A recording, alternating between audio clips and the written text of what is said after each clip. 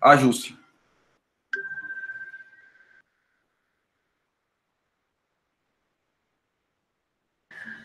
Ok, está sendo gravado a partir de agora, então vamos iniciar a nossa aula de fármacos anti-obesidade.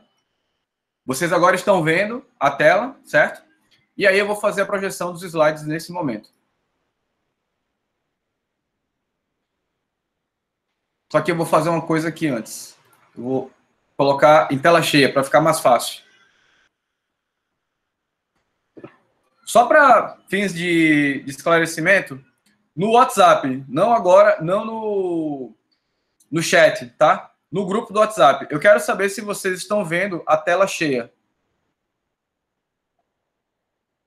Ou se vocês estão vendo 2 slides.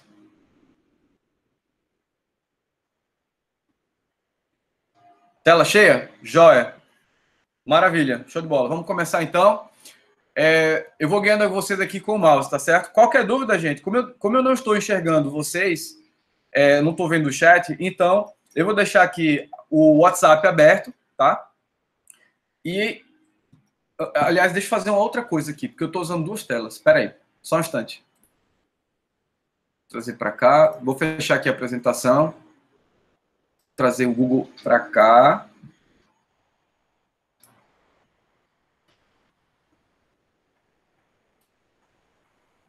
Joia. Agora deixa eu ver aqui uma coisa. Eu vou colocar aqui em tela cheia. Eu quero ficar vendo o chat.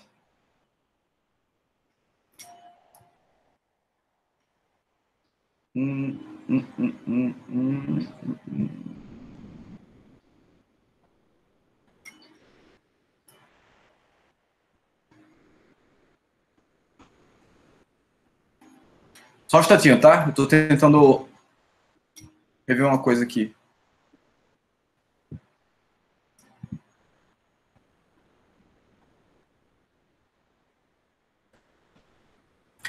Eu vou interromper esse compartilhamento. Depois eu vou cortar esse vídeo aí, vou dar uma editada e... Ok. Vou voltar para cá.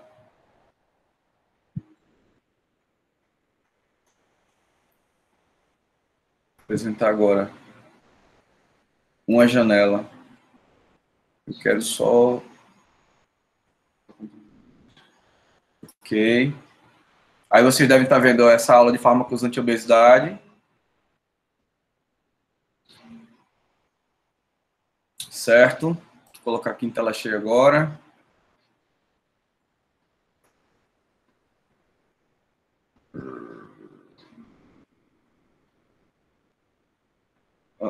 Ok. Bora fazer o seguinte. Eu não estou conseguindo, nesse momento agora, manter... Eu estou trabalhando com 2 monitores aqui, mas eu não estou conseguindo manter o chat aberto. Então, vamos aprender a fazer isso, tá? Depois. Só que aí o que eu vou fazer? Eu vou pedir para que vocês acionem o chat no grupo do WhatsApp, que ele está aberto aqui para mim, no telefone. E aí vocês pedem a voz por lá, tá certo? E eu preciso saber uma coisa. Vocês estão vendo a tela cheia ou estão vendo 2 slides? Cheia, né? Então, simbora. Vamos lá. Outra dúvida. Vocês estão vendo minha imagem?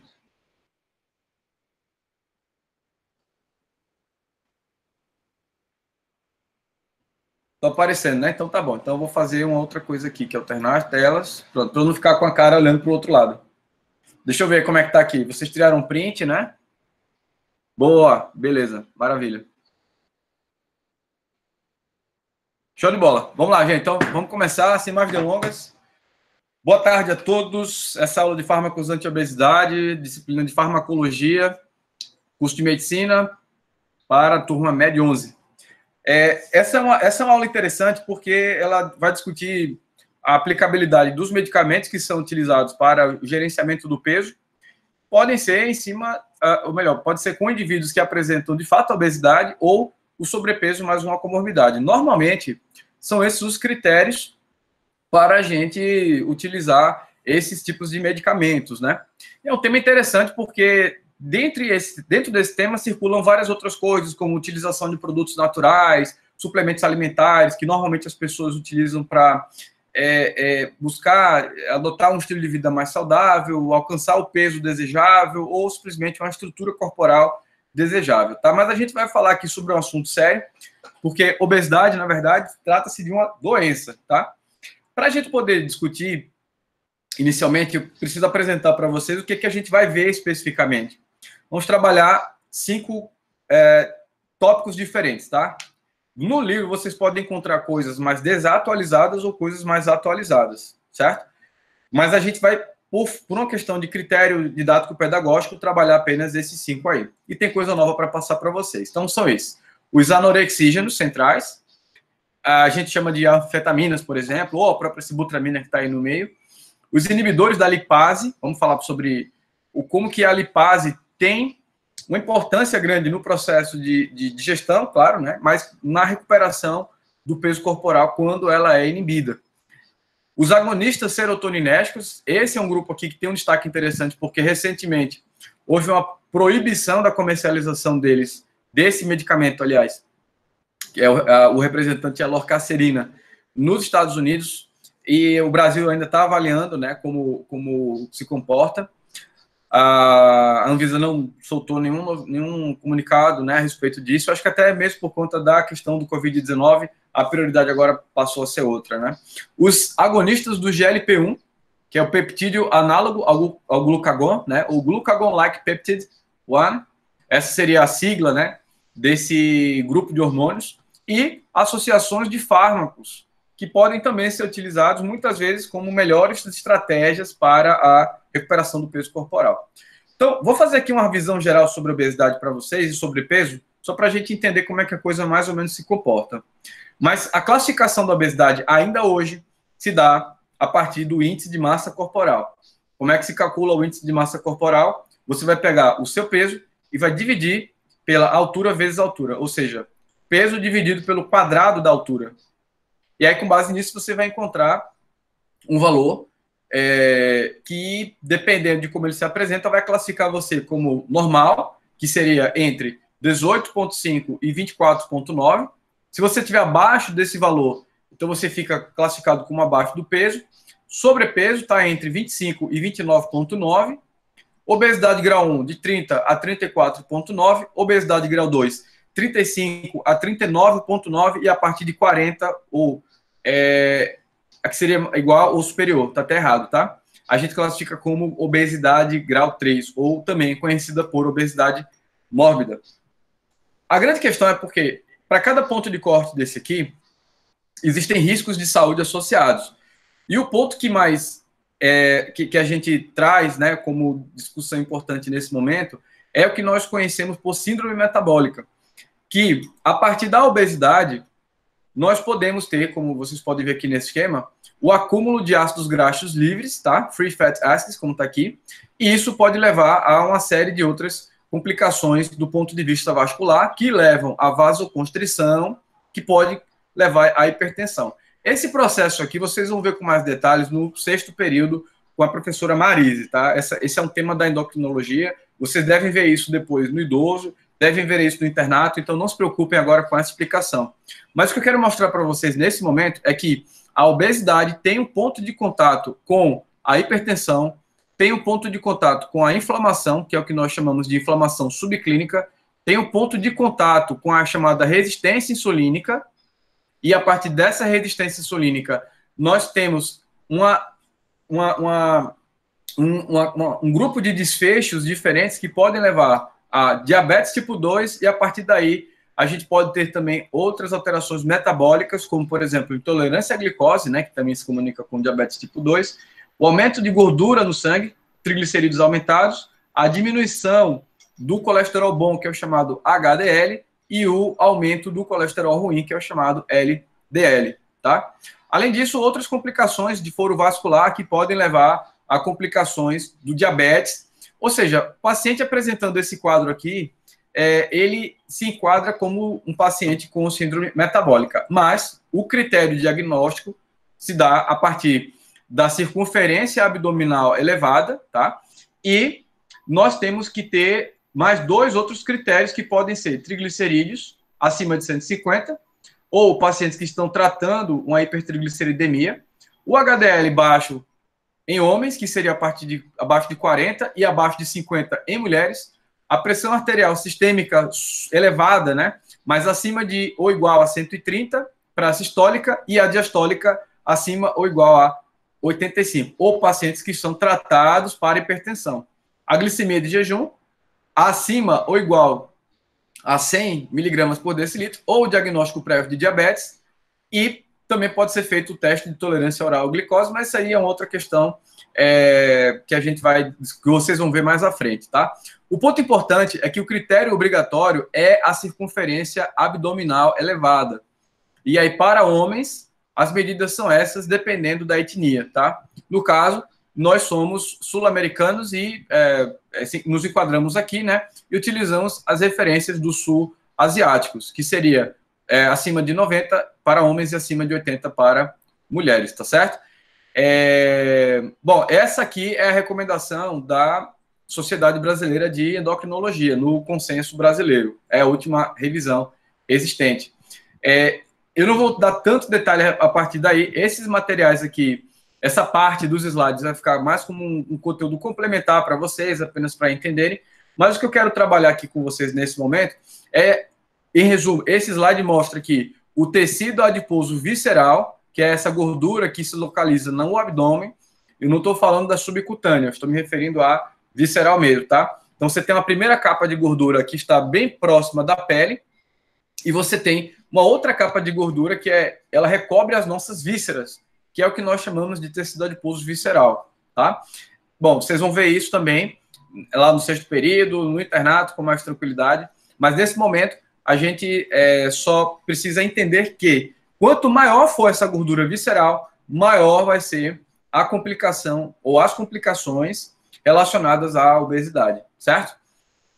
A gente sabe que no Brasil, quer dizer, no mundo, né? Esses são os dados internacionais mostrando que 67% dos homens não se classificam como obesos, mas aqui você tem os sobrepesados e 33% obesos, 62% não obesos, né? Ou seja, indivíduos abaixo do peso, normais e os sobrepesados, e 38% os obesos. O Brasil tem um relatório, um estudo que acontece todos os anos, conhecido por Vigitel, que é uma pesquisa por inquérito telefônico para investigação de fatores de risco e proteção para doenças crônicas. Então, todo ano sai o Vigitel. Saiu desse ano agora, depois eu vou colocar os dados atualizados para vocês, mas se vocês perceberem, ó, o percentual de pessoas que apresentam excesso de peso, estudo feito no Brasil todo, mostra que há um crescimento, percebe? Ou seja, em 2006, quando a gente começa essa série histórica aqui, o valor era de 47,5%, chegando a 57,8%. Ou seja, em 12 anos aumentamos 10%. Em mulheres, de 38,5% para 53,9%. O ritmo de crescimento em mulheres foi mais acentuado do que em homens nesse período. Para a obesidade, a coisa se apresenta da mesma forma, tá? Deixa eu só ver uma coisa. Vocês não estão vendo o meu mouse, não? Vitor perguntou aqui. Ok. Tá, eu tenho o mouse aqui ativo, mas o Google Meets não tem essa ferramenta. Isso pode ser um ponto de melhoria. E eu estou guiando aqui com o mouse. Tá bom, gente, eu não sei o que fazer agora nesse momento. Eu não tenho nada para... Ou até tenho. Eu vou fazer o seguinte. Só um minuto.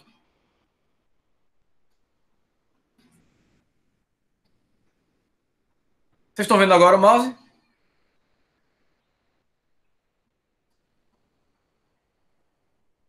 Não? Uai, gente. Estou mexendo aqui, ó. Tá, ele tá ocultando o mouse, né? Rapaz, que droga, velho. Foi mal. Então, eu não vou focar tanto nesses dados, gente, porque isso aqui é mais um complemento da aula, mas não é o ponto importante. Vitor, não é. Eu já mexi bastante aqui, mas eu não consegui encontrar essa função, tá? Não tem problema não, mas bora lá. Eu vou voltar então a projetar, já que vocês não estão vendo. Mas olhem aqui, ó. Você tem nessa tabela os indicadores, tá? Aí vocês vão descendo aqui, ó. Percentual de fumantes, mais embaixo, percentual de fumantes de 20 cigarros por dia, que tem um risco aumentado do que o anterior. Fumantes passivos no domicílio, fumantes passivos no trabalho e excesso de peso embaixo. Aí eu quero que vocês acompanhem agora a linha homens. Aí, se vocês observarem ao longo do tempo, vocês vão ver que existe um crescimento, né? Ele sai aqui em 2006 de 47,5 para 57,8. Tá? Vou voltar um slide aqui. É esse aqui que vocês querem ver? Eu espero que vocês não estejam tirando foto de slide, viu? Beleza. Massa, Antônio. Que não é necessário, né, galera? Vamos combinar. Pera aí, deixa eu tirar foto. Putz. Simbora. Aí aqui agora eu vou mostrar para vocês esse crescimento por cidade. Olha só. Essa é a fotografia da gente para excesso de peso. É para quem tem acima de 25 ou igual a 25 de IMC. Pelas capitais. Tentem localizar as cidades de vocês aí. Pelo menos as capitais dos estados de onde vocês são, né? Se vocês observarem, ó, Recife está na segunda metade, na mais avançada. Você tem ali Natal, São Paulo, Macapá e Recife, com 59% dos pacientes com excesso de peso. Nessa conta você tem não apenas os sobrepesados, mas vocês também têm os obesos, tá? Já que é IMC acima de 25. Tá faltando Petrolina. Pois é, eu acho, tá faltando Petrolina. Melhor cidade do mundo, né? Capital do mundo. E agora, para melhorar a situação, bom, só um detalhe. Vou voltar, tá? A figura 9 seriam homens, e agora na figura 10, o excesso de peso em mulheres. Então, no 56, Recife está um pouco mais à frente, né? Então, das capitais, é também uma das primeiras, tá? Na primeira, segunda, terceira, quarta, quinta, sexta, sétima, oitava posição. Logo depois do Rio de Janeiro, que está lá na ponta com 58%. Bom, bora ver os obesos. Seguinte, os homens, aí Recife está lá na frente com 21%. Dê uma olhada aí para ver se vocês veem a cidade de vocês. Natal dando um excelente exemplo ali, ó. Com 21% também, coladinho com Recife. Beleza. E das mulheres, aí é que a coisa fica mais evidente. Recife está na terceira posição, com 23%. E Rio de Janeiro também com 25%. Né? Então, Rio de Janeiro está lá na frente. Cadê Maceió? Está no meio, né? Com 20%. Beleza. Então, esse é um panorama geral do Brasil, dados atualizados. Serra Talhada, eu vou ligar para o Ministério da Saúde reclamando para colocar Serra Talhada e Petrolina nesse inquérito. Bom, cadê aqui agora? Vamos lá. Fatores de risco, né? Então vamos entender um pouquinho da etiologia. Idade avançada, fator de risco. Quanto mais velho se fica, maior a probabilidade de você ter excesso de peso ou obesidade. Além das condições socioeconômicas também baixas e educacionais, tá? Que as pessoas que não têm boas condições financeiras, por exemplo, e vivem em ambientes em que não se tem boas condições financeiras, né? Você tem que pensar também na dimensão social, não se alimentam bem. Normalmente é uma alimentação muito rica em carboidratos e gorduras e com pouco aporte proteico, que nesse caso é importante para você manter o peso corporal. Vocês vão ver isso em nutrologia com mais calma, tá? E o balanço energético positivo, que é quando você tem mais calorias, você ingere mais calorias do que gasta. Aí vocês vão ter esses outros fatores, tá? Que influenciam sobre o balanço energético negativo. Alguns eventos da vida, podem ver lá na terceira coluna, ó, no meio, férias, casamento e cessação do tabagismo são fatores que já se sabe que de fato aumentam a probabilidade de você ganhar peso, né? Casamento, aquela história de quem casou e engordou, é verdade. Isso aí tem estudos que confirmam esse processo. Quarentena é uma coisa que, para algumas pessoas, pode ser um ganho de peso, para outras, pode representar ganho de peso, para outras, redução de peso. Eu, pelo menos, estou emagrecendo. Eu estou fazendo 2 refeições por dia, e é por uma questão existencial. Depois a gente conversa sobre isso com mais calma. Mas esses outros fatores, a restrição ao sono, pessoas que dormem pouco, tendem a ter problemas reais de controlar o metabolismo energético e passam a comer mais e passam a ter maior aporte calórico, tá? Ali a gente vê também, ó, reações adversas a medicamento, logo acima de restrições ao sono. Então, isso não ajuda muito também. Alguns medicamentos podem predispor o ganho de peso, por exemplo, alguns corticosteroides, antidepressivos, enfim. E nós temos essa explicação fisiopatológica para essa relação entre obesidade e outras doenças. O que vocês estão vendo aí de amarelo, essas células amarelas, são adipócitos, né? Só que no tecido adiposo, vocês não têm apenas células adiposas, vocês também têm células imunológicas, que podem ser representadas ali, ó, na imagem, por macrófagos. Macrófage, tá ali, ó. Aí vocês têm um aumento da migração de macrófagos, e esse aumento da migração de macrófagos, também de monócitos, podem levar ao aumento da produção de substâncias que são inflamatórias. Aí na tabelinha ao lado, vocês vão ver adipocinas, citocinas e proteínas de fase aguda. Essas substâncias, quando têm a sua produção aumentada, levam às consequências da resistência insulínica. Esse é o ponto de contato entre obesidade e diabetes, por exemplo. É isso que explica um paciente obeso por muito tempo ter uma grande probabilidade de desenvolver diabetes no longo prazo, tá? Essa é uma imagem que eu vou passar, ela basicamente ilustra o mecanismo de ação. Se fosse uma aula presencial, eu conseguiria me aprofundar, mas ela não é tão importante nesse momento. Mas vale ressaltar que obesidade é fator para mortalidade, tá certo? Então, aí nesse gráfico a gente vê esses pontos pretos representando os homens e esses pontos pretos, vermelhos, aliás, representando as mulheres. Representando o que exatamente? As mortes anuais para cada grupo de 1.000 pessoas, tá? Então, ela se correlaciona com o IMC. Então, vocês veem que quanto maior for o IMC, maior será a mortalidade, no fim das contas, tá? Vocês podem perceber ali, por exemplo, que começa a crescer a mortalidade quando você tem o IMC a partir de 25. E aí você tem os pontos de corte para as demais comorbidades. Então, é por isso que a gente explica daquela maneira, obesidade grau 1, grau 2, grau 3. Estão vendo?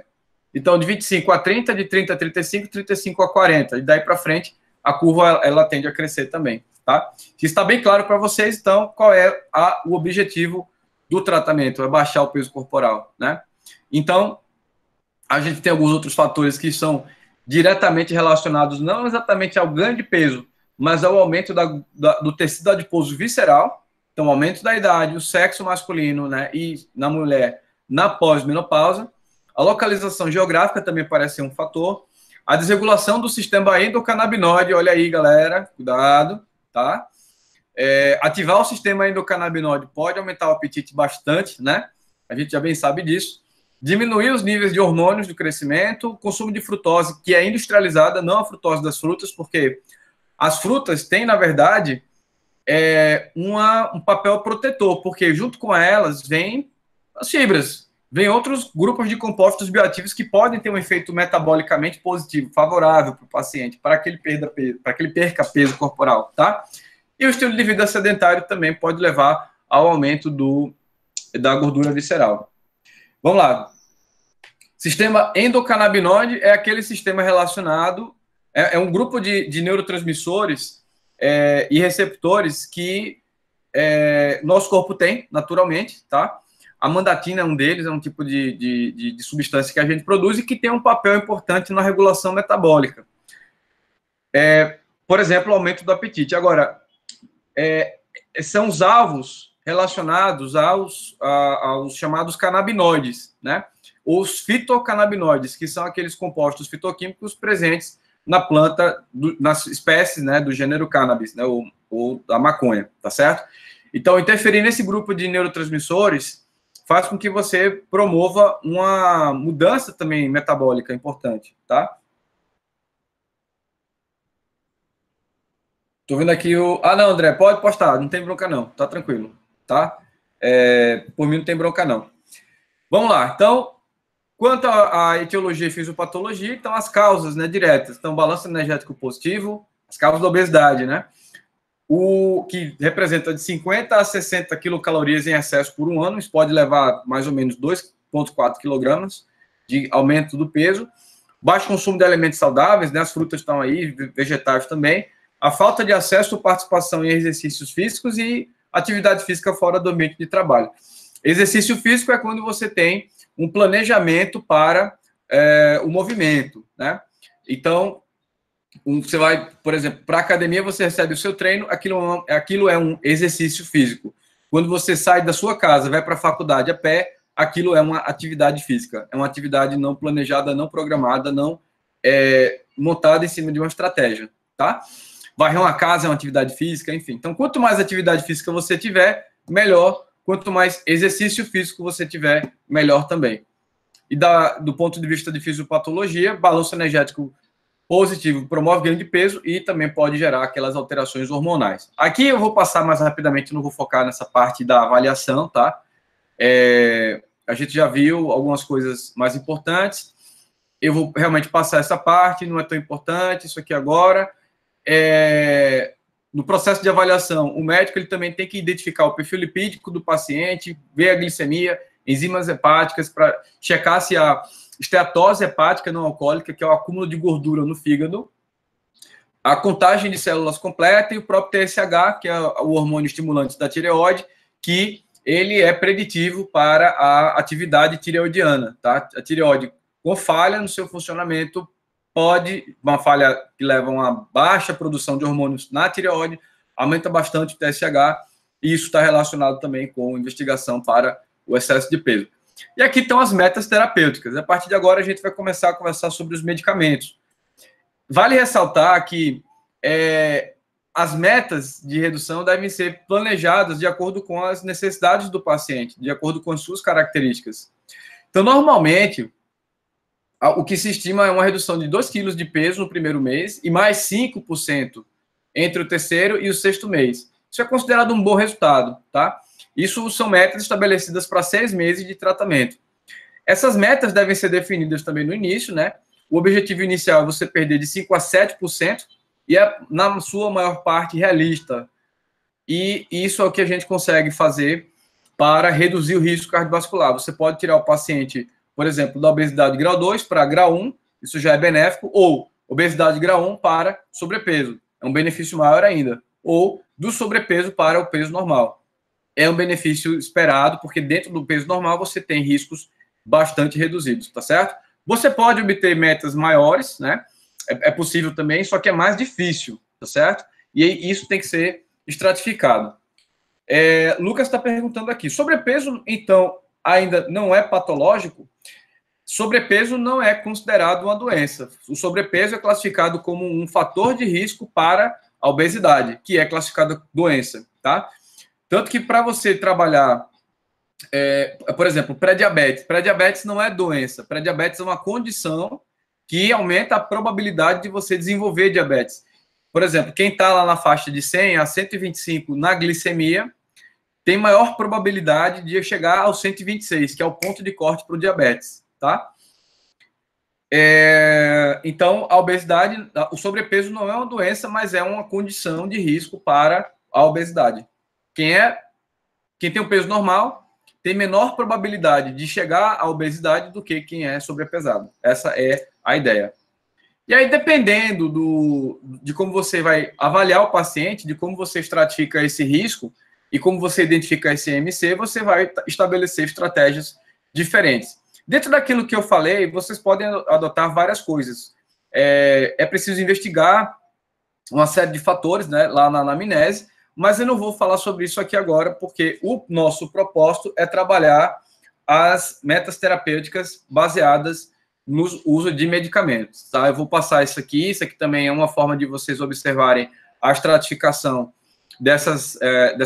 o estabelecimento dessas metas terapêuticas, né? Dependendo da doença, aí você vai ter que estabelecer, por exemplo, para síndrome metabólica, 10% do peso corporal, tá? Para quem tem diabetes tipo 2, de 5 a 15. Para quem tem dislipidemia, também de 5 a 15, tá bom? Eu agora vou voltar aqui para o grupo para ler as perguntas de vocês. Vamos lá. O uso de fármacos na obesidade grau 1 é indicado mesmo? Ou só mudança de estilo de vida? Essa é uma pergunta muito boa, Luciano, porque assim, a gente tem uma... a gente sabe que apenas mudando o estilo de vida você consegue tratar. Veja, eu vou passar aqui esse slide para vocês observarem direitinho, tá? Normalmente, quando vocês têm um IMC entre 29 e 30, ali, ó, primeiro quadradinho laranja, ó, a recomendação é você aconselhar o paciente quanto à prevenção do ganho de peso, prestar orientações nutricionais, atividade física. Então, apenas com isso você já consegue, tá? Agora, quando você tem o sobrepeso e você tem ou obesidade, né, com algum fator de risco adicional, aí, nesse caso, você pode optar por utilizar medicamentos, tá? Os medicamentos já são indicados nesse caso. Mas você já consegue, apenas com isso, tratar os pacientes sem os medicamentos. Então, uma dieta pode ser um planejamento alimentar, né, que é o que nós chamamos de dieta, exatamente. Mas aconselhamento comportamental, por exemplo, higiene do sono, a indicação para o paciente da psicoterapia, atividade física ou exercício físico, alguns suplementos alimentares, todos eles podem ser medidas úteis. Nesse caso, já bota suplemento na história, aí passa a ser manejo farmacológico. Mas existem outras coisas que não são farmacológicas, ou seja, que fazem parte do manejo não farmacológico, que já são suficientes para você alcançar aquela meta corporal. Fazer uma pessoa que tem 60 quilos, perder 5% do seu peso corporal, bom, 5% de 60 dá quanto? Dá 3, né? Então, perder 3 quilos apenas com a dieta, aconselhamento comportamental, é super factível, super provável de alcançar na prática clínica. Agora, quando isso não é suficiente, quando você tem falha terapêutica, aí você pode colocar um medicamento. Falhando ainda, aí você já tem a cirurgia bariátrica como uma opção ou outros procedimentos endoscópicos que não são a cirurgia bariátrica, tá certo? Olha, gente, essa tela é interessante, mas eu não vou exatamente cobrar de vocês do ponto de vista da avaliação formativa, mas é só para vocês entenderem que existe um algoritmo que, dependendo de como o paciente vai se classificar, se tem riscos adicionais ou não, a conduta pode se diferenciar, tá certo? Essa é a resposta, então, dessa pergunta de Luciano. Sara está perguntando aqui, mas em caso de sobrepeso, já pode ser indicado tratamento medicamentoso ou só quando é patológico? Olha ali, Sara, se você observa, a gente tem o IMC entre 29,9, né, e 30, quer dizer, você tem ali naquele grupo, naquele segundo quadradinho, como fator de risco adicional, tá? O segundo quadrado laranja, aí você está botando na conta os indivíduos que são sobrepesados e obesos, né? Porque se está em 30, quer dizer, passou de...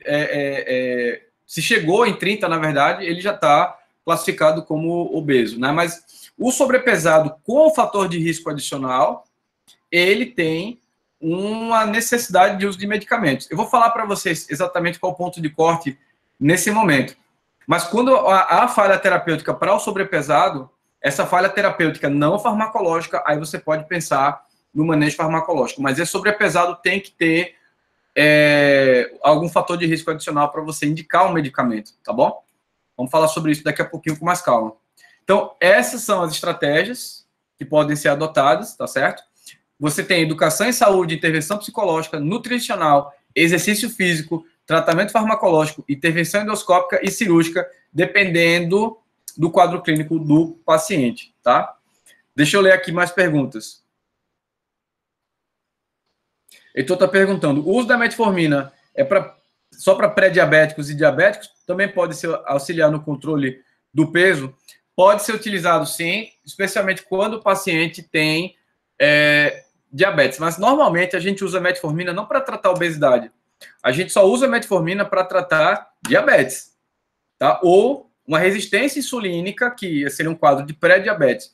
Mas, nesses pacientes que apresentam peso corporal alto, pode ser sobrepeso ou obesidade, nós esperamos, como efeito colateral, a perda de peso. Tá? É provável que essa pessoa que usa metformina, que é obesa, sobrepesada e que tem diabetes ou pré-diabetes, ela perca peso corporal, tá certo? Essa perda pode existir. Vamos lá. Do ponto de vista do manejo farmacológico, o que seria intervenção endoscópica? A Júlia está perguntando. Já viram falar do balão intragástrico? Pois é, o balão intragástrico é um procedimento endoscópico, ele não é uma cirurgia, tá? Então, o que que faz? Por um procedimento endoscópico, você coloca um balão no estômago, esse balão está pequeno, e aí depois que ele entra no estômago, ele recebe um líquido que vai fazendo com que ele fique inflado e ganhando, nesse caso, um volume gástrico grande. Então, está sempre ocupado ali com um grande volume, você vai perder a fome com uma intensidade muito grande. Tá? Esse é um procedimento relativamente novo aqui no Brasil, mas já existe e já está disponível. Tá? Vamos lá, vamos começar a falar dos medicamentos, que é o ponto mais importante da nossa aula. Cecília está falando aqui um complemento interessante. É isso, Cecília, a metformina, e a gente vai ver isso na aula de fármacos antidiabéticos, ela pode ser utilizada também para mulheres que têm ovário policístico e que apresentam resistência insulínica. Estima-se que dessas mulheres que têm a síndrome dos ovários policísticos, de 30% a 40% apresentam resistência insulínica. E nesse caso, a metformina é bem indicada. E nesses casos, pode também haver excesso de peso e pode haver a diminuição do peso corporal. Ele mantém a doença basicamente controlada, né? Mas não é uma cura. Tratar a doença, bom, é um tratamento preventivo, paliativo ou curativo. Tá? Nesse caso, é um tratamento paliativo, ele mantém a doença controlada. Então, bora falar primeiro dessa primeira droga, que é a sibutramina. Todo mundo já deve ter ouvido falar, tenho certeza. E a sibutramina, ela tem uma estrutura química similar às anfetaminas. A gente vai falar das anfetaminas daqui a pouquinho, tá? Mas essa estrutura química que vocês estão vendo aqui nessa imagem à direita, ela se assemelha com o grupo das anfetaminas, né? Quem aqui já ouviu falar já viu a série Breaking Bad, por exemplo, né? A metanfetamina é um tipo de anfetamina. Anfetamina, portanto, é o nome padrão de uma família de moléculas que tem uma estrutura química similar, tá certo? Bom, como é que a sibutramina age? Ela inibe a recaptação da serotonina, 5-HT, né? Inibe a recaptação da noradrenalina, NA, e da dopamina, em menor escala. E ela também pode provocar uma mudança no padrão metabólico periférico, tá? Então, ela pode acelerar um pouquinho o metabolismo. Pode fazer você gastar mais calorias. Agora, além desse efeito, nós, a partir dessa inibição da recaptação, temos especialmente a diminuição da fome e do apetite. Portanto, ela atua dentro do sistema nervoso central. Esse é o local de ação dela, especialmente. Mas, perifericamente, ela também aumenta a taxa metabólica basal, ou seja, a capacidade de gastar calorias, e com isso você tende a perder peso. E é indicado, né, tratar a sibutramina por período máximo de 1 ano, tá? Curiosidade, ela é proibida nos Estados Unidos. E porque os Estados Unidos entendem que nos trata de uma droga com uma boa relação dano-benefício. Bom, no caso da parte de segurança, o que a gente vai ter? Os destaques são esses, tá certo? Mas do ponto de vista de reação adversa ao medicamento, né, o que a gente chama de RAM aí, a gente tem especialmente aquele último ponto lá, aumento da frequência cardíaca e da pressão arterial. E é por esse motivo que nos Estados Unidos houve a proibição. Agora, eu considero um exagero você proibir a sibutramina, porque é uma droga que ela é segura quando você mantém a pressão arterial controlada. E claro que você não vai dar isso para uma pessoa descompensada do ponto de vista de pressão arterial. Você não vai poder fazer um paciente que está tratado, mas não está controlado, ou que não trata sua pressão arterial. É contraindicado nesse caso. Mas se estiver controlado, e, claro, da importância do monitoramento dessa pressão arterial, inclusive domiciliar por parte do paciente, né, para acompanhar se esse tratamento está sendo seguro mesmo. Uma outra coisa que pode ser feita é o paciente que usa sibutramina se consultar com frequência com o farmacêutico para que o farmacêutico faça esse monitoramento na farmácia. A farmácia hoje presta uma série de serviços clínicos e esse é um tipo deles, é o gerenciamento da farmacoterapia, tá? Para acompanhar se o tratamento está sendo eficaz e se está sendo seguro. O infarto, do ponto de vista de interações medicamentosas, podem interagir com esse grupo de medicamentos aí, anticoagulantes, antiagregantes plaquetários, antidepressivos, agonistas ou antagonistas adrenérgicos, outros fármacos anorexígenos, enfim. E você deve evitar o uso em pessoas que apresentam histórico de anorexia ou bulimia nervosa, doenças cardiovasculares, insuficiência hepática ou renal e também acidente vascular encefálico, porque a sibutramina nesses grupos parece não ser segura. É contraindicado, portanto, em pacientes que têm a hipertensão arterial sistêmica não controlada e deve ser utilizada com precaução naqueles que têm a hipertensão, porém controlada. E é um medicamento sujeito a controle especial, receituário B2, azulzinho, só sai com a retenção da receita. Tá certo? Eu vou abrir aqui agora para ver se vocês tinham alguma... sim, André está perguntando aqui sobre o problema, algum tipo de risco psicológico que ela pode apresentar. Pode ter, mas aí você precisa sempre monitorar. Essas drogas que atuam sobre o sistema nervoso central, as chamadas drogas psicotrópicas, uma parte delas tem algum tipo de risco de dar algum gatilho para você ter um problema de foro psiquiátrico, tá? Pode ser uma questão psicótica, pode ser uma questão depressiva e pode ser uma questão relacionada à ansiedade, tá? O mecanismo, Sara, é similar ao dos antidepressivos. Quando você fala em bloqueio da recaptação ou inibição da recaptação, é como se fosse, por exemplo... quem é que faz o bloqueio? Vamos ver se vocês lembram aí em relação ao semestre passado. O bloqueio da recaptação de serotonina, nora e dopamina. Dos fármacos antidepressivos. Vocês lembram? Hã? Os inibidores da monoaminoxidase? Não. Inibidores da MAO não inibem a recaptação, eles inibem a enzima. Os tricíclicos, vocês lembram disso? Eles inibem dopamina, pouco, mas inibem. Inibem a recaptação, não inibem a ação da dopamina, mas a recaptação, né? Da serotonina, da nora, e também tem efeito antimuscarínico. Acho que vocês estão lembrando desse mecanismo, né? Os IRSN, eles não teriam interferência sobre dopamina. A ação da dopamina, da sibutramina, é muito discreta, mas a gente insere ela dentro do mecanismo porque sabe que tem interferência sobre ela. Sim, os tricíclicos. Perfeito, Lucas. É exatamente isso, tá? Vamos lá. Vamos agora falar da dietilpropiona, que é a chamada anfepramona. É uma droga que tem estrutura química também similar às anfetaminas. Eu não sei se vocês conseguem observar. Por curiosidade, olhem para a estrutura da anfepramona aí, ó, na tela. Olhem para a imagenzinha dela. Estão vendo? Agora eu vou passar rapidamente para a da sibutramina, para vocês compararem. Estou percebendo alguma semelhança? Vou passar de novo. Mais uma vez. Tá vendo aquele nitrogênio ali ligado com 2 radicais metila? Opa. Aqui. Sibutramina, né? Primeira droga. O nitrogênio ali, ó, ligado a 2 metilas. Olha para a dietilpropiona. Então, essa é a parte relacionada à semelhança estrutural das anfetaminas. Tá certo? Você tem esse nitrogênio aí ligado a 3 carbonos, né? 3 metilas, na verdade. Porque você tem, nesse caso aqui da sibutramina, aquela metilazinha que está ali no meio, né? Daquela cadeia toda carbônica. E você tem aqui esse nitrogênio ligado a outras 3 metilas, tá? Vamos lá. Então, vamos falar um pouquinho sobre ela. A anfepramona ou dietilpropiona, tanto faz, são sinônimos. Tem a capacidade de aumentar a liberação e inibir a recaptação de noradrenalina no núcleo lateral e também no hipotálamo. No núcleo lateral, aliás, que fica no hipotálamo, né? O núcleo lateral que é relacionado com o controle da fome e do apetite.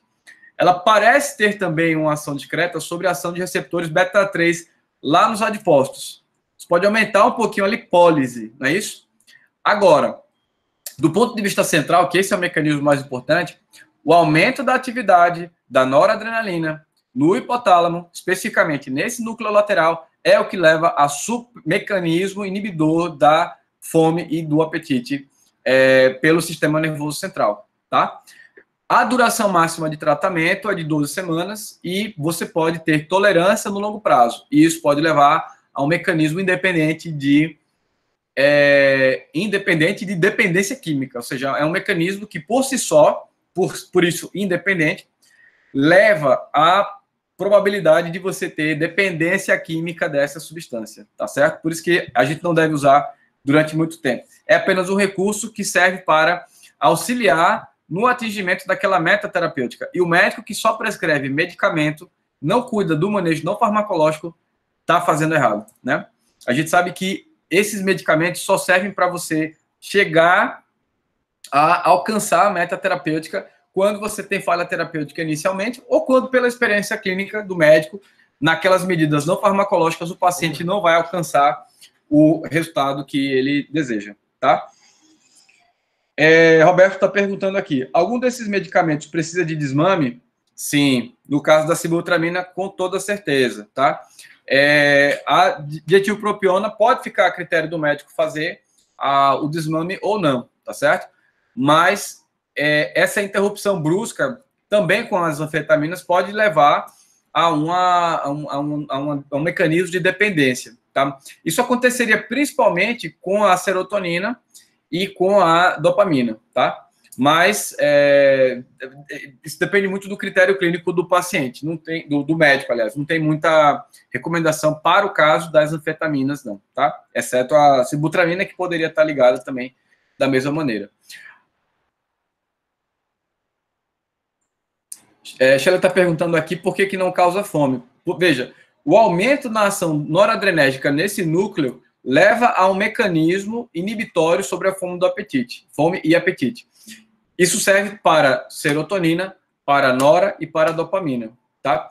Por isso que vários antidepressivos são utilizados de forma off-label, ou seja, sem a indicação na bula do medicamento, para que você tenha ou melhor, eles usam esses medicamentos antidepressivos para você reduzir o peso corporal. Porque o próprio mecanismo não específico, né, ou seja, ele agindo em todo o sistema nervoso central, aumentando a ação de serotonina, nora e dopamina, pode levar o paciente a reduzir o apetite, tá certo? A fome e apetite. Bom, o que dá para comentar aqui sobre a parte de segurança? As reações adversas ao medicamento, dependência química é um destaque, tá? O aumento da frequência cardíaca e da pressão arterial, a insônia, xerostomia, boca seca, constipação, nervosismo, cefaleia, tá? É o que é mais frequente com a utilização desse medicamento. Do ponto de vista de interações medicamentosas, pode interferir com drogas que são inibidoras ou estimulantes, né, da noradrenalina, outros anorexígenos também, e também inibidores da MAO. Então, você vai ter uma bagunça aí, no final das contas, se você misturar, por exemplo, uma anfepramona com uma fluoxetina, né, ou uma anfepramona com uma selegelina, que é o inibidor da monoaminoxidase.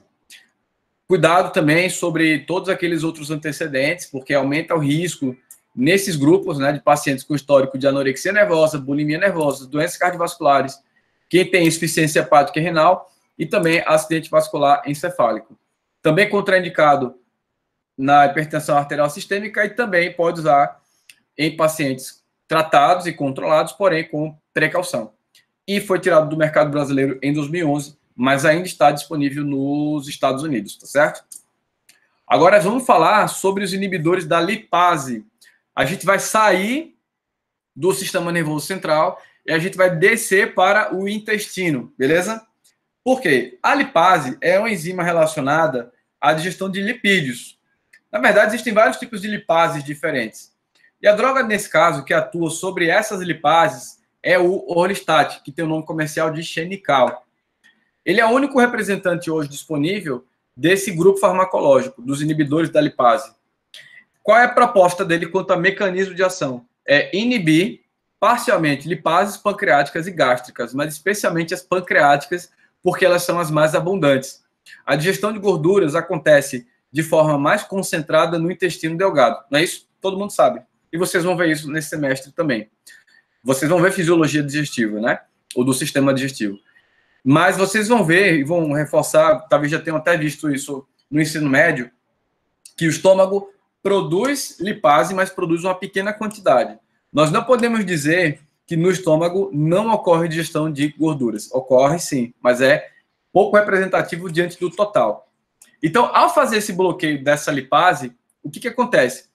Aqueles 10 gramas de gordura que você ingeriu numa refeição, por exemplo, você só vai digerir 70% daquilo quando você utiliza 120 miligramas de orlistat.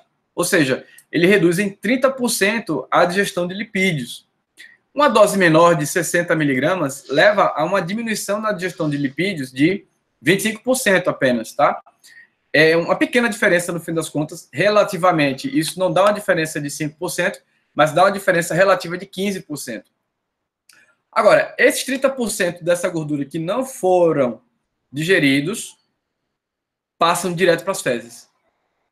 E aí você vai ter, no fim das contas, uma excreção fecal de gordura. Esse é o mecanismo. Eu acho que vocês já devem ter ouvido falar dos pacientes que tomam xenical e têm uma série de desconfortos gastrointestinais, né? A esteatorreia, que o Roberto está colocando aqui no grupo, é um dos eventos mais frequentes. O que é a esteatorreia? Esteato significa gordura. E reia está relacionado com diarreia, né? Com aumento do fluxo intestinal descontrolado.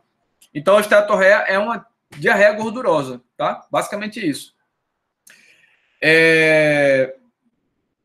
Nunca mais esqueço.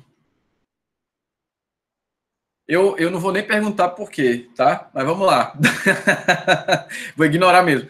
Então, gente, nós temos 2 apresentações do Orlistat disponíveis no mercado, não no mercado brasileiro, mas a gente tem uma apresentação de 120 miligramas disponível, sim, com o nome xenical, e 60 miligramas disponível nos Estados Unidos como OTC. O que é OTC? É medicamento de venda livre. Seria o chamado over the counter, debaixo do balcão, tá? Então, seria aquele produto que está debaixo do balcão que a pessoa pode ir lá comprar sem a receita do médico, tá? Bora lá. E não tem reação adversa significativa, é praticamente inexistente. A perda de peso com o Orlistat, segundo esse gráfico aí da base up-to-date, mostra pra gente o seguinte, que nós temos estudos de até 208 semanas. Fazendo conta, é o seguinte, cada 52 semanas equivale a 1 ano. Então, tem estudos com o Orlistat de até 4 anos. Eu estou percebendo o seguinte, né, que o pico de perda de peso acontece em 1 ano de tratamento. Quando você mantém o tratamento com os pacientes, é observado um reganho de peso discreto, mas que a partir do ponto inicial, ele leva a uma diminuição, no fim das contas, que ainda assim é significativa, tá certo? Então, por isso que mostra, por isso há uma demonstração, né, do efeito do produto no longo prazo, tá? E esse efeito no longo prazo não é mais positivo em relação ao efeito que você observa em 1 ano de tratamento. Então, o médico pode optar simplesmente por parar o tratamento por 1 ano, e parando por 1 ano, ele vai adotar as outras medidas de estilo de vida. Só que o Orlistat serve ainda como uma proteção, né? Porque se vocês observarem o gráfico de cima, que é o placebo, há o reganho de peso, sim, sem dúvida nenhuma, mas quem tomou Orlistat teve um reganho de peso menor. Então, acaba relativamente sendo um fator de proteção, tá? Mas vocês observam que em todos os tratamentos, praticamente, vocês vão encontrar esse reganho de peso no longo prazo. As medidas de estilo de vida precisam ser realmente bem significativas, tá certo? Vou voltar aqui para o grupo para perceber, para ver as perguntas. Vamos lá. Heitor está perguntando, tem algum estudo que mostra o retorno do ganho de peso em intervalo curto após o uso do medicamento? No curto prazo, só aqueles medicamentos que você utiliza no curto prazo, tá? Uma parte dos estudos são conduzidos por até 1 ano ou 2 anos. Aí justifica você fazer o emprego do produto, tá certo? Mas não é o medicamento que vai provocar o reganho. O que vai provocar o reganho é a não adoção de medidas não farmacológicas que envolvem o estilo de vida, tá? Vitor, perguntando aqui, caso o paciente pare com o tratamento em 1 ano, ele irá ganhar tudo novamente? Se ele não mudar o estilo de vida. Esse é o ponto. Vocês estão percebendo que o medicamento só serve para uma coisa, é para dar um suporte para a perda de peso, mas eles não devem ser tão utilizados para a manutenção do peso corporal. Uma coisa é a perda, outra coisa é a manutenção, tá? Professor, o uso do Orlistat de forma prolongada pode causar deficiência nutricional? Clara está perguntando. Ó, o nutricionista aí falando, ó, tá aqui, vamos falar. das demandas nutricionais que são importantes. Vejam, eu vou falar primeiro das reações adversas, tá? Urgência fecal, quando você tem que correr para o banheiro, né? Você não consegue reter as fezes, que estão líquidas e estão bastante gordurosas. Distensão abdominal, flatulência com evacuação, esteatorreia, que é diarreia rica em gordura, manchas oleosas, não apenas na água do vaso sanitário, mas também nas roupas íntimas, tá? Aumento da frequência evacuatória. Então, isso tudo observado. Todos esses fenômenos são fenômenos diferentes e são fenômenos que podem, digestivos, né? E que podem acontecer com os pacientes. Aí temos a deficiência de vitaminas lipossolúveis, que Clara colocou aí.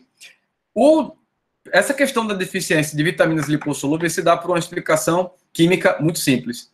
Quando você tem um aumento na quantidade de gordura fecal, é muito mais provável que essas vitaminas lipossolúveis fiquem dissolvidas nessas gorduras. Se você tem um aumento no fluxo digestivo e você vai ter um aumento no fluxo evacuatório, né? Frequência e uma urgência evacuatória, um grande volume também, né? Evacuatório, então é mais provável que essas vitaminas não sejam absorvidas. E é um fator de risco para essas carências. Então, o médico que está prescrevendo Orlistat precisa acompanhar essa variável e encaminhar para um nutricionista, se ele julgar necessário, para que o nutricionista faça a adequação dietética nesses pacientes, tá?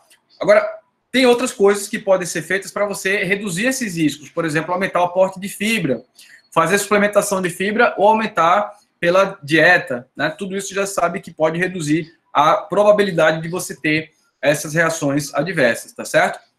Do ponto de vista e aí suplementa se for necessário, tá? Se houver realmente essa deficiência.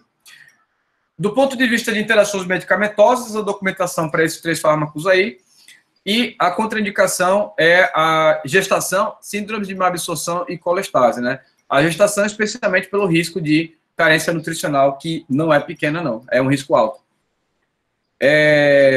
Cadê? Cecília tá falando aqui. Orlistat xenical é a mesma coisa, né? Vou voltar aqui, Cecília. Ó, xenical é o nome comercial. Orlistat é o nome da droga, tá? Heitor tá falando. Então, a manutenção é basicamente com o estilo de vida? Não só a manutenção, mas a perda também, tá? Estilo de vida é estratégia obrigatória nesse caso, tá certo? É fundamental. Estilo de vida é uma coisa que vocês vão ver muito na vida de vocês, porque já tem especialidade médica criada nos Estados Unidos, que é a medicina do estilo de vida. Lifestyle medicine. Isso já existe, inclusive. Bora para outras perguntas aqui. Deixa eu ver. Cadê? Então, o Orlistat está longe de ser de primeira linha, né? Está longe, realmente. A não ser que o paciente tenha uma pequena meta, porque o que se sabe, eu vou mostrar depois um gráfico comparando a eficácia de todos eles. Eficácia não, a magnitude de efeito de todos eles. Aí vocês vão ver como que o Orlistat se enquadra nesse grupo aí de medicamentos. Jennifer esqueceu da aula. Tá ótimo, Jennifer. Acertou. Cadê? Deixa eu ver. Vai ficar no Classroom. O livro de apoio para esse assunto é o mesmo? Eu vou colocar alguns materiais complementares para vocês. Eu vou pedir para que vocês utilizem eles por lá. Tá? Eu vou dar as orientações quanto a que referências vocês devem usar. Porque aqui eu estou colocando, por exemplo, ó, se vocês observarem nesse slide, estou usando a UpToDate. Aí eu vou colocar uma monografia para vocês da UpToDate, que é uma base de dados incrível da área da saúde, que vocês vão usar muito quando se formarem, e a universidade está até estudando a possibilidade de tê-la, né? A gente está em dúvida se é UpToDate ou se é Dynamite, mas isso vai ficar para o segundo semestre, não estamos no momento realmente de usar isso. Mas eu vou também passar os livros para vocês, tá certo? Para vocês estudarem. Agora vamos falar dos agonistas serotoninérgicos. Dos agonistas serotoninérgicos, a gente tem aqueles medicamentos que aumentam a ação da serotonina. Só que como é agonista, nesse caso, é um agonismo direto. O que nós temos, então? Essa molécula, com esse desenho aí, que é a lorcacerina, que tem como nome comercial Belviq. Se vocês depois, eu vou só por uma avaliação formativa, mas eu vou pedir para que vocês façam, pesquisem no Google, rapidamente, lorcacerina, e coloquem lorcacerina Anvisa. Aí vocês vão ver o que é que está rolando sobre esse assunto aqui no Brasil, tá certo? Depois eu vou colocar outros informes no Google Classroom a respeito dessa notícia, né, para deixar vocês atualizados a respeito disso. Mas a informação mais atualizada é essa. Os Estados Unidos proibiu, ele está para ser proibido na Europa também e em outros países do mundo, porque foi observado um aumento na incidência de câncer nos pacientes que tomam lorcacerina comparado com o placebo. Quando você vê a população geral, é uma diferença discreta. O problema é que os pacientes que tomaram lorcacerina apresentaram um número muito maior de tipos de cânceres diferentes, com destaque para câncer de pâncreas, colo do útero e... Não, útero não. Colônico, né? Ou seja, do intestino grosso. E tem um outro que eu não estou lembrado agora qual é. Mas eu vou colocar para vocês depois com mais cuidado, tá bom? Lá no Google Classroom. Bom, então, vamos lá. Vamos falar da droga agora. É um medicamento que é um agonista daquele tipo de receptor ali, ó, específico. O receptor de serotonina, do tipo 2C, localizado no sistema nervoso central, tá? No hipotálamo também. Tem outras posições, outras localizações, mas eu vou mostrar para vocês numa outra imagem aqui que tá bem legal. Ou seja, ele vai se ligar numa posição desse receptor junto com a serotonina. Então, eles vão aumentar o efeito serotoninérgico. Eu falei para vocês que quando vocês aumentam o efeito da serotonina no sistema nervoso central, especialmente hipotálamo, um dos desfechos é... Opa, foi mal, galera, foi mal, volta, clique errado. Um dos desfechos é a diminuição da fome e do apetite, tá certo? Bom, ele tem uma eficácia semelhante à do Orlistat, porém tem um perfil de segurança um pouco melhor, mas não na perspectiva digestiva, né? Mas dentro de uma perspectiva até cardiovascular, enfim. Só que essa informação agora, ela já está levemente desatualizada em decorrência do que está do que foi achado, né? E eu vou colocar essa discussão lá para vocês como material complementar no Google Classroom, tá? Aí vocês vão poder interagir, vão poder escrever, falar o que pensam e tirar dúvidas também. Vamos lá. Então, tem efeitos metabólicos favoráveis, né, em relação à glicemia e à hemoglobina glicada, tá? Esse HB1AC é uma sigla para a hemoglobina glicada. É a hemoglobina, aquela molécula presente na hemácia, né, responsável pelo transporte de oxigênio, só que ela sofre uma reação de glicação, ou seja, ela se liga a uma glicose, quando a glicose está em excesso, e aí ela tem uma perda da sua função. Também é um critério diagnóstico para diabetes. Mas você observa desfecho favorável para esses pacientes diabéticos, né? Você tem melhora da função renal também e melhora da pressão arterial, do colesterol total e do LDL. Então, nessa perspectiva aqui, tem um perfil de segurança melhor. Essa imagem mostra um pouco aí como que esses medicamentos agem. Vocês vão revisitar essa imagem algumas vezes a partir de agora, só para a gente organizar o nosso raciocínio. Então, olha lá para cima, vejam. Eu vou guiar vocês pela fala. Vocês estão vendo ali aqueles desenhos, né? O amarelo, laranja, verde e azul. Cada um representa uma droga diferente, uma combinação. E você tem no quadradinho laranja a lorcacerina, que no caso em português seria lorcacerina, que atua nesse receptor serotoninérgico, mas nessas regiões do sistema nervoso central. 1, 2, 3, 4 e 6. Estão vendo? Então, vocês estão vendo ali na região 1. O que é a região 1? Aí lá embaixo tem a tabelinha. Córtex parietal. A região 2 é o córtex visual. A região 3 é a amígdala. A região 4, o hipocampo. E a região 6 é a ínsula. Então, ao agir nessas posições, ao aumentar a ação da serotonina nessas posições, o que vocês veem é a diminuição do apetite, a supressão do apetite, e aí, com base nisso, você tem uma diminuição na ingestão calórica e na procura por comida, tá certo? Você vai comer menos. Comendo menos, você tem mais condições de ter um balanço energético negativo, o que é necessário para que você para que você perca peso, tá certo? Para que haja perda de peso. André está falando que o córtex visual não é aí, não. Eu não sei se é uma limitação da imagem, André, mas isso foi publicado num grande artigo de revisão numa revista muito importante, tá? Isso tem que ser analisado. Eu acredito que sim, talvez seja só uma configuração aí da imagem mesmo. Mas vamos lá. Vamos em frente. A gente vai depois revistar esse esquema. Se vocês observarem, aliás, o Orlistat, ele basicamente não atua no sistema nervoso central, atua no intestino delgado, tá? Reduzindo a atividade da lipase, promovendo uma diminuição na absorção de lipídios.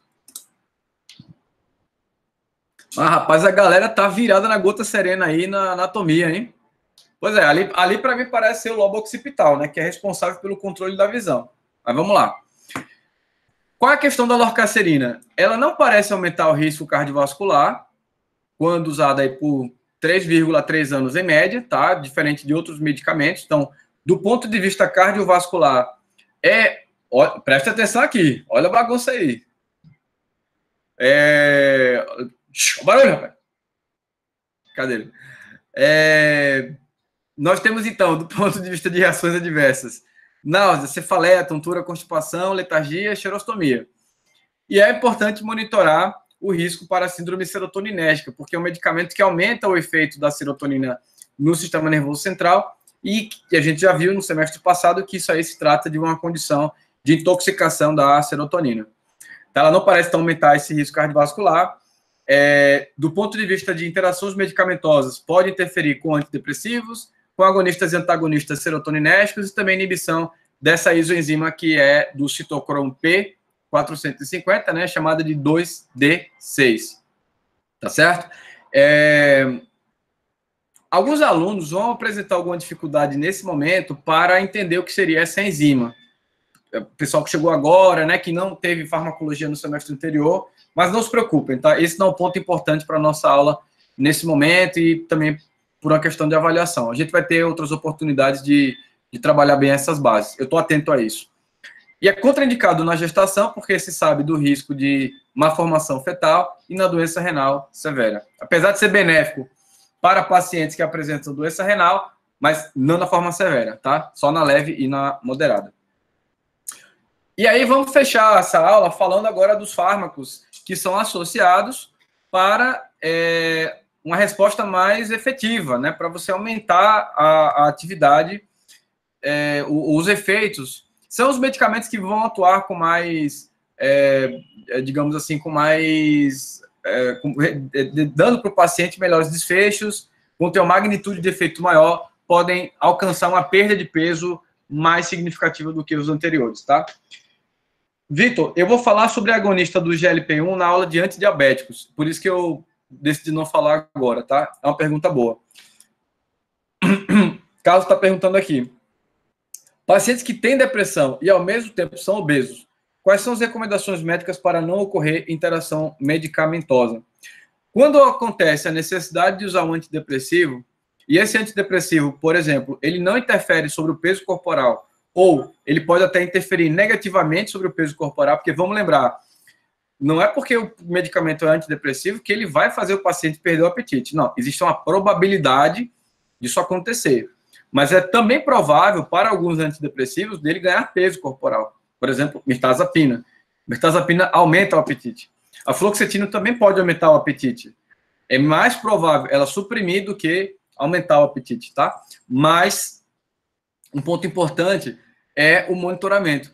Quando se faz necessário usar um antidepressivo, quando o paciente tem também o manejo não farmacológico dessa depressão, com a psicoterapia, outras medidas de suporte, e quando há necessidade do uso de medicamentos, então ele vai ter que pensar qual é o esquema medicamentoso mais seguro para ele. Se ele já toma, por exemplo, muitas drogas antidepressivas, então talvez fosse interessante ele buscar usar primeiro suplementos nutricionais que podem levar a esse desfecho, por exemplo, suplementação de fibras, reorganizar a microbiota intestinal, que é uma coisa que já se fala bastante hoje, né?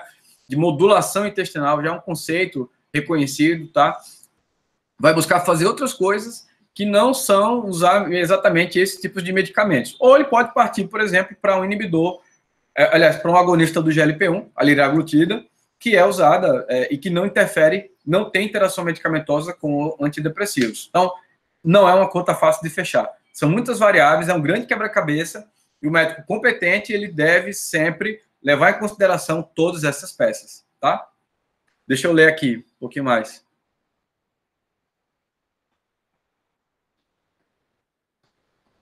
Mirtazapina é o que é usado para anorexia? Ela pode ser utilizada para estados de anorexia nervosa, sim. Mirtazapina, não prina. Sem esse R no final. Clara tá falando aqui. Eu já vi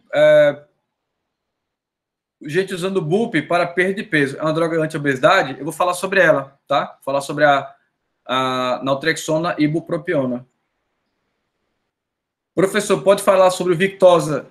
Bom, esses medicamentos eu vou falar lá na aula de diabetes, tá certo? Victoza, que é a liraglutida, que é um medicamento que atua agonizando, né, ou gerando um efeito similar, mimetizando, o terceiro termo melhor, mais adequado, os receptores para GLP-1.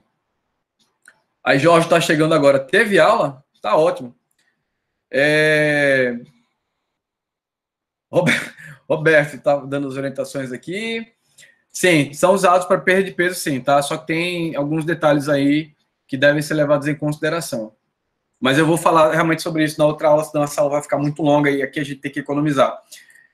Nós não podemos ter aulas longas por aqui, tá? Que é cansativo para o professor, para os alunos, então tem que ser uma coisa mais simplificada, com qualidade, não deixando de falar nada, mas tem que ter muita objetividade, porque aqui a gente não tem tanta interrupção quanto tem em sala de aula. Então, tem que fazer docente, ele deve ser bem mais trabalhado, tá? Vamos lá. Feitermina e topiramato.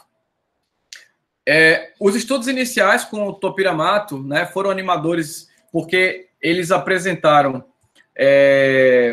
resultados interessantes isoladamente para perda de peso, só que quando eles colocaram a feitermina nesses tratamentos, eles observaram que é um derivado anfetamínico, né?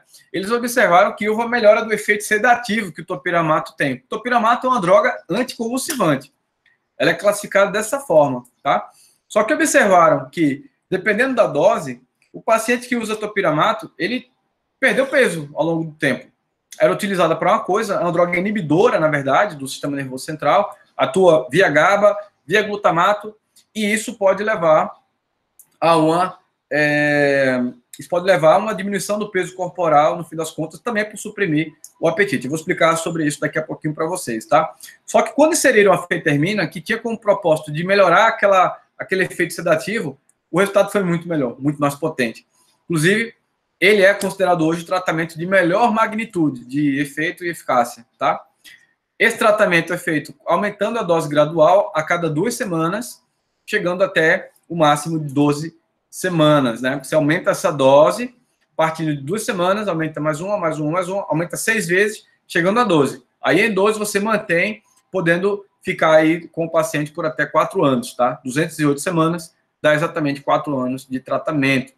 Não é recomendado para pacientes que têm doença cardiovascular, porque a feitermina pode aumentar os efeitos estimulantes cardiovasculares, e isso não é bom, não tem desfecho positivo, tá? E como é que funcionam esses dois produtos, né? Eles vão agir isoladamente, cada um tem seus alvos, mas o topiramato tem um efeito estimulante de receptor GABAérgico, tá? Da mesma forma como os ansiolíticos, por exemplo, tá? Ele inibe simultaneamente o glutamato e também é um inibidor da anidrase carbônica. Eu vou falar sobre a anidrase carbônica com mais detalhes lá na aula de diuréticos, tá certo? E feitermina, que tem um efeito que aumenta, a partir da inibição da recaptação, a serotonina, a noradrenalina e a dopamina, tá? Então, é uma ação muito inespecífica, né? E aí vocês vão voltar, vou repetir, topiramato GABA, aumenta o efeito GABAérgico, reduz o efeito glutamatérgico e da anidrase carbônica, que a gente vai deixar para falar sobre isso lá em segurança, tá? E essa parte da anidrase carbônica não tem uma relação importante quanto ao efeito do topiramato, efeito positivo, mas tem uma relação importante quanto à sua segurança. Já a feitermina aumenta o efeito da serotonina, nora e dopamina a partir da inibição da sua recaptação. Volta para cá para esse esquema para a gente observar. Nós temos,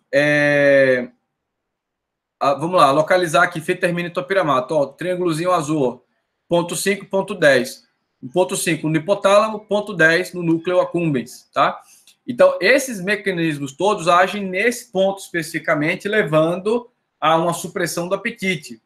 Essa supressão do apetite leva a uma diminuição na ingestão calórica e na procura por comida, o que pode, no mecanismo de recompensa, né, por comida, o que pode levar o paciente a um balanço calórico negativo. Atingir o balanço calórico negativo, aí sim você tem condições metabólicas para perda de peso, que aí o corpo vai se readaptar metabolicamente para pegar a gordura acumulada e para usar isso como fonte de energia. Tá certo? Muito bem. Só um detalhe interessante quanto à parte de segurança, tá aqui, ó. Do ponto de vista de reações adversas, a gente tem parestesia, xerostomia, constipação, disgeusia. O que é disgeusia? É perda do paladar. Insônia, depressão e ansiedade, pode aumentar a frequência cardíaca, pode alterar a função renal, podendo levar à acidose metabólica. Essa questão da acidose metabólica ocorre em decorrência desse bloqueio da anidrase carbônica. A gente vai ver isso depois com detalhes na aula de diuréticos, tá certo? Mas nunca se esqueçam que pacientes que tomam topiramato no longo prazo têm risco para acidose metabólica e pode provocar nefrolitíase. O que é nefrolitíase? Pedra nos rins. Então, é um aspecto fundamental na segurança. O médico tem que acompanhar esse tipo de desfecho nos pacientes que tomam topiramato. Monitorar também ideação suicida, tá? Como eu coloquei lá a parte da pergunta de André, ele pode gerar alterações comportamentais em decorrência dessa grande modulação de neurotransmissores, tá? A gente não sabe explicar exatamente o motivo real, existem outros fatores determinantes a respeito disso, né? As condições socioeconômicas, as questões existenciais do indivíduo, mas, do ponto de vista de mecanismo de ação, que é um dos fatores, a gente tem muita coisa sendo modulada, podendo ter, então, uma resposta negativa quanto a isso, tá? E aí você, Sara, está falando aqui, por que depressão? Bom, por conta, ou ansiedade, né? Talvez efeitos rebotes, talvez os antecedentes do paciente podem predizer, melhor dizendo, essa resposta, esse desfecho comportamental, né? Psicocomportamental. Bom, os antidepressivos são os medicamentos que podem interagir com esse produto, né? Especialmente inibidores da MAO, e são contraindicados em gestantes, na hipertensão não controlada, outras doenças cardiovasculares, na doença renal crônica, no glaucoma, no hipertireoidismo e também no uso de inibidores da monoaminoxidase. Na perspectiva farmacológica, se a gente observar aqui o mecanismo de ação, vai dar bronca, né? Você juntar a feitermina, por exemplo, com topiramato, com inibidores da MAO, vai ser uma zona do ponto de vista de neurotransmissão e isso pode levar a agravos neuroquímicos, tá? Deixa eu ver aqui, tudo certo aqui. Perguntas. Ninguém usa mais a palavra top, Carlos. Você usa SUP, abreviação de supimpa. Tá na moda ser vintage. Bora lá. E aí o comparativo, ó, desses medicamentos. Orlistat, lorcacerina, que a gente falou, liraglutida, que a gente falou, que vai falar, aliás, né? Feitermina com topiramato. Nesse gráfico aqui, super simples, para de falar top. Só para com esse negócio aí. Isso não se usa mais não, tá? A gente já tá aqui, século XXI, Covid-19, ninguém usa mais top, é SUP, isso aí. Bora lá. E por fim, a BUP com a naltrexona. Vocês têm... Olha para aí. Eu vou fazer uma pergunta agora. Vou fazer uma pergunta para vocês. Pergunta.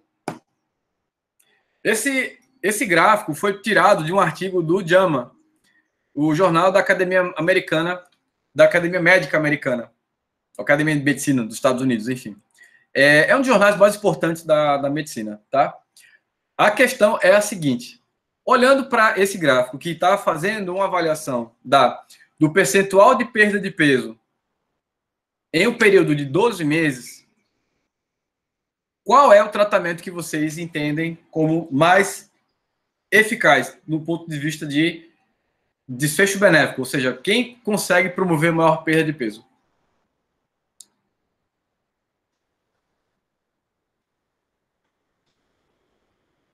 Eu vou até botar uma musiquinha aqui, só para te contrair.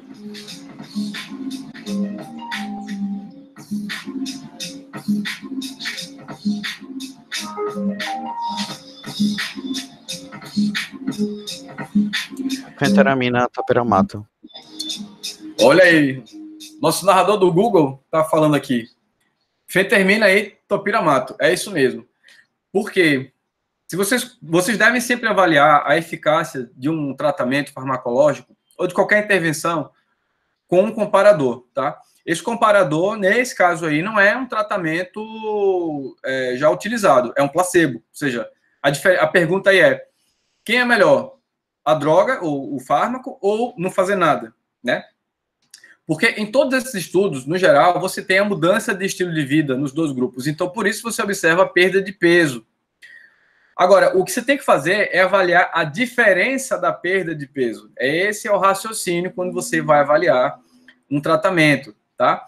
Então, no caso, fentermina e topiramato é o tratamento que aparenta ter a maior diferença entre placebo e o grupo tratamento, né? Ou seja, você pega a coluna cinza, ali no quarto grupo, né, fentermina e topiramato, você percebe que é possível, nos estudos que foram apresentados, né, foi observada uma perda de peso de 1%, né, apenas com mudança de estilo de vida. E no caso da fentermina com topiramato, isso pode chegar até a quase 10%. Então, isso vai dar exatamente uma diferença de 8,8% em 12 meses. Então, assim, isoladamente, não é um tratamento que vai resolver todos os problemas das pessoas, mas ele vai ser aquele complemento, junto com a mudança de estilo de vida efetiva, que leva os pacientes a, assim, alcançarem suas metas e reduzirem os riscos de ter diabetes, os riscos de ter hipertensão, ou se já forem diabéticos e hipertensos, que essas outras duas doenças sejam melhor tratadas, tá certo? A bupropiona com a naltrexona, eu decidi não colocar na aula também, para não ficar tão excessivo em termos de conteúdo, mas ela ainda não está disponível no mercado nacional. A gente não tem apresentação, mas os médicos têm feito em formas manipuladas. Eu acho errado manipular bupropiona com naltrexona. Por que eu acho errado? Porque se você observar o produto que é usado nesses estudos, que avaliam a segurança e eficácia, são fórmulas que são de liberação modificada. O que as farmácias de manipulação conseguem fazer são fórmulas de liberação simples, portanto, não são dados comparáveis, tá certo? Mas se a gente puder discutir um pouquinho o mecanismo de ação, basta voltar para esse esquema aqui para a gente entender. Naltrexona e bupropiona, aquele retângulo laranja, verde. Então, você tem que mecanismos de ação? Naltrexona é um antagonista opioide, né? A bupropiona, ou seja, ela vai inibir vai inibir receptores opioides no sistema nervoso central, especificamente nessas regiões que estão aí marcadas na imagem, tá? Então, você tem o córtex parietal, você tem o hipocampo, você tem o hipotálamo, tem a ínsula, o giro frontal e também o núcleo singular anterior, tá certo? E aí você vai ter como desfecho também a supressão do apetite. Basicamente é isso que ele vai fazer, tá certo? A liraglutida, que é o último medicamento, tem aí outros efeitos periféricos, tá? Tem efeitos centrais também, mas a gente vai falar sobre isso na nossa última aula. Beleza, gente? Dúvidas? Essa é a hora que vocês vão abrir os microfones para trocar umas ideias comigo, beleza? Então, isso não se faz. Vou interromper o compartilhamento. Vou voltar agora para cá para falar com vocês. Vamos lá. Antes de mais nada, fora demo e depois eu queria saber se vai ter... Peraí. Antes de falar. Agora eu vou abrir o chat e vou passar a palavra para quem for falando primeiro, tá? Vai esperando que falando, né? Fecha os slides. Fecha os microfones, perdão. Dá aula por aqui, cansa um pouquinho.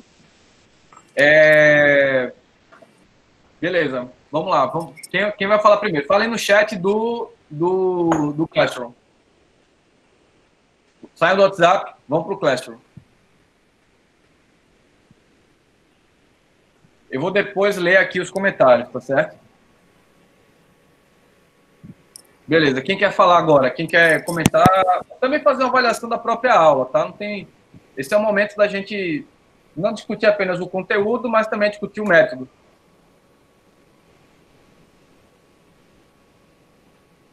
Eu acho que André, sup, muito bem. Quem falar sup ganha 1 ponto. Quem falar top perde 1 ponto. Quero ver aí o que não fala sup agora. Top, porque eu sou fiel. Beleza, é isso aí. Muito bem. Bom, gente, André está perguntando aqui se vai disponibilizar o slide sem aula. Não, ó, o método é o seguinte: eu vou mandar o slide, o arquivo mesmo, tá? Em PDF. Vou mandar para vocês essa aula gravada, vou jogar ela no YouTube. Eu vou ter uma reunião daqui a pouquinho e eu só vou fazer isso no fim do dia.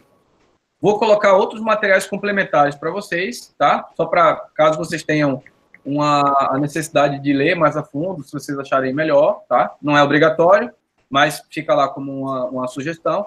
E a atividade, que vou postar hoje também, vocês devem realizar essa atividade até a segunda-feira. Vai ser tudo dentro do que a gente discutiu aqui. Vai ser uma ou 2 perguntas de baixa complexidade, serve para ajudar a revisar o conteúdo, tá certo?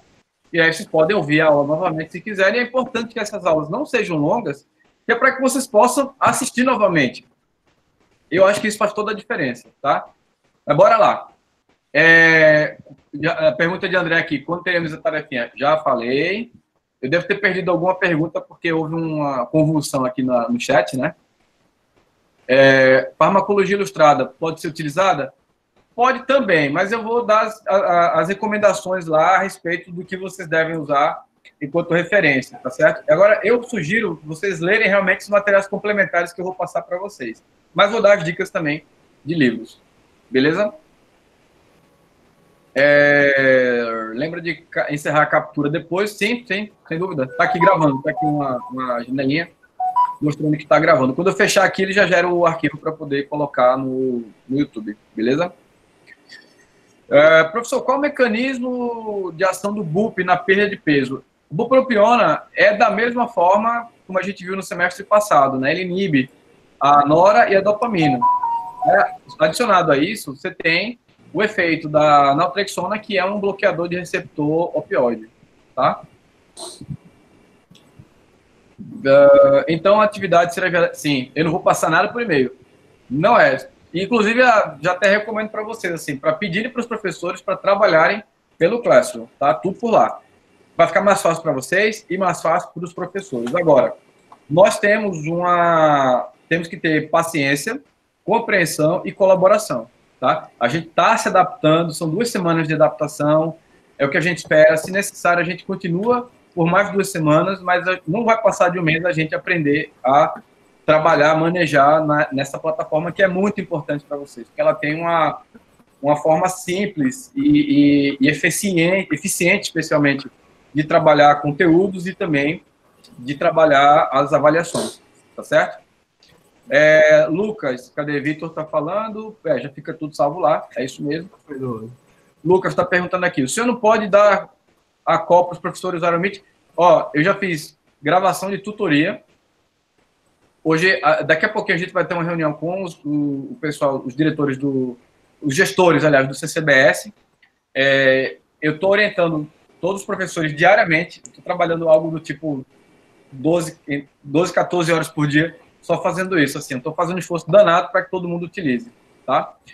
Temos limitações quanto a isso, o método funciona super bem, é eficiente, mas nem sempre o professor vai conseguir fazer por uma questão específica. Às vezes o professor está direto lá no enfrentamento, e é no serviço, né, no hospital, e aí ele não vai ter tempo de fazer uma transmissão, ele vai realizar uma atividade, ou vai fazer qualquer outra coisa que complemente, coloca um vídeo, não precisa ser uma aula dele, ele pode usar um vídeo que já está disponível no YouTube, vocês assistem esse vídeo e depois ele vai trabalhar com vocês. Então tem várias formas de fazer, a gente está estudando qual é a melhor, mas vocês devem ter isso, o que eu falei para vocês, paciência, compreensão e colaboração, tá? Esse é um processo feito a 4 mãos. Então, é importante que vocês também avaliem o que está acontecendo para que a gente use isso como um instrumento de guia, né? Para onde a gente vai, uma bússola, tá certo? Eu vou colocar para vocês um link lá no Google Classroom para que vocês possam responder a respeito dessa aula de hoje, tá bom? Eu vou usar isso como indicador, passar para os outros coordenadores para que a gente use isso de uma forma sistemática, beleza? Café no Oslo próxima semana? Meu amigo, café só na minha casa, infelizmente. Tô feliz quando eu saio de casa e vou fazer compra, assim, pô, aqui na frente tem o mercado, né? É um momento de relaxamento da semana, mas não dá para vacilar, não. Fique em casa. Beleza, gente? Bom, era isso que eu tinha para falar para vocês. Deixa eu ver se tem mais alguma coisa aqui importante. A aula foi massa demais. Foi boa, gostei também. Também adorei. Carlos Henrique, que está com saudade dele. Sejam sinceros. Maria Cecília está falando aqui. O ministro disse que o pico de casos vai até junho. O pico, na verdade, começa agora em 2 semanas, né? Mas eu não acho que o pico vai até junho. Eu acho que na verdade, esse período todo vai até junho, tá? Porque a definição epidemiológica de pico é outra. Talvez ele tenha se expressado de forma errada, mas o pico pode ser entre abril e maio. Esperamos que em junho a gente já tenha uma diminuição nos casos, que a curva já esteja descendo, e aí a gente já tenha uma não sobrecarga no sistema de saúde, tá? Beleza, massa. Bom que vocês gostaram da aula. Show de bola. Platô e Maia, ouviu? Amém? Amém. Vamos lá. Tudo no Classroom, tá? A partir de agora a gente vai se comunicar por lá. Vou dispensar vocês agora, liberar vocês para outras atividades. Valeu, obrigado pela atenção. Valeu. Pela paciência e pela compreensão. É isso. Gente, um abraço para todos. Fiquem com Deus. Para quem for de Deus, fiquem com Alá. Para quem for de Alá. Abraço, com quem vocês acreditarem. Abraço. Alô. Valeu. Um abração. Valeu. Ah, e volta em Daniel, por favor. Volta em Daniel. É isso. Alô.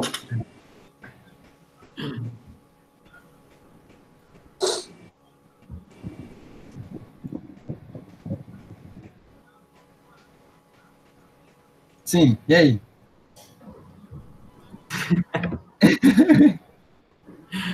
É isso. É só sair? É. E Leandro tá falando mutado, muito engraçado. Porque eu tô checando aqui como fazer para interromper a gravação e para salvar a apresentação especialmente. Interromper aqui a gravação. Ainda tá gravando.